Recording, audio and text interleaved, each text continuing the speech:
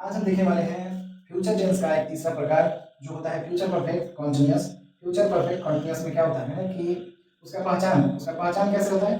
जैसे कि क्रियाओं के अंत में चूकूंगा, चूकेंगे, चूकेगा, चूका रहेगा, चूकी रहेगी, रहता है, तो वैसे वाक्यों को किसे माना जाता है? फ्यूचर परफेक्ट टेंस में माना जाता है। ठीक, फ्यूचर परफेक्ट टेंस में माना जाता है। अब देखिए इस वाक्य की बनावट कैसे होती है, यानी कि स्ट्रक्चर कैसे होता है।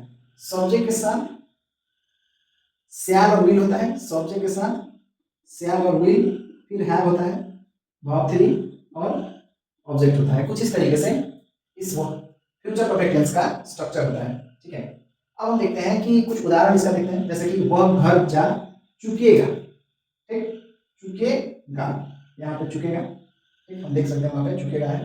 ठीक है, अब देखते हैं दूसरा वाक्य चुकूंगा, चुकूंगा, ठीक, यहाँ पे चुकूंगा है। तो ऐसे अगर वाक्य के अंत में आता है तो हम वैसे वाक्य को किसे मानते हैं? फ्यूचर परफेक्ट टेंस में मानते हैं। अब आइए इनका अनुवाद करके देखते हैं। जैसे कि वह घर जा चुकेगा, ठीक, he will gone to home, he will gone to home, sorry.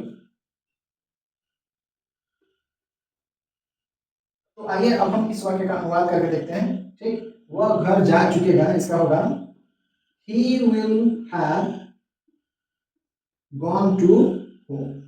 कुछ इस तरीके से इसका होगा।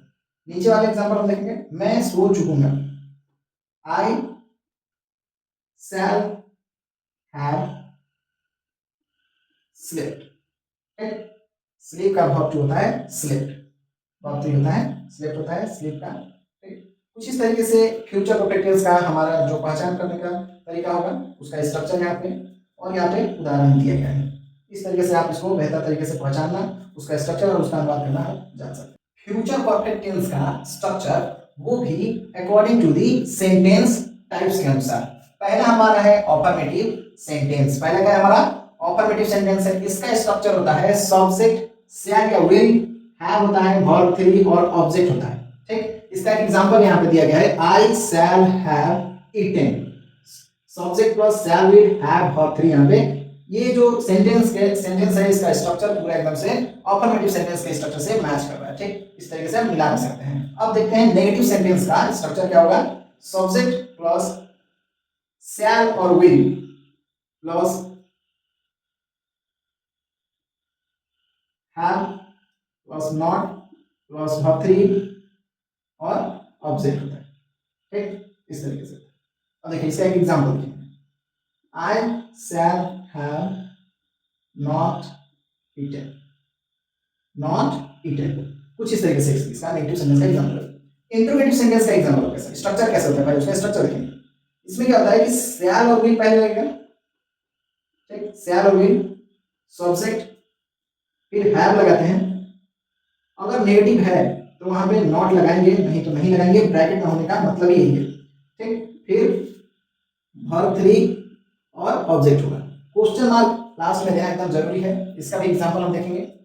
जैसे कि शैल आई हैव ईटेन, इस तरीके से क्वेश्चन मार्क देना है। अब देखते हैं WH। ठीक, इसका होता है पहले तो WH वर्ड होगा, WH वर्ड। ठीक, उसके बाद हमारा होता है शैल और विल, शैल और विल होता है, फिर सब्जेक्ट होता है, फिर यहाँ पे देखेंगे हैव होता है।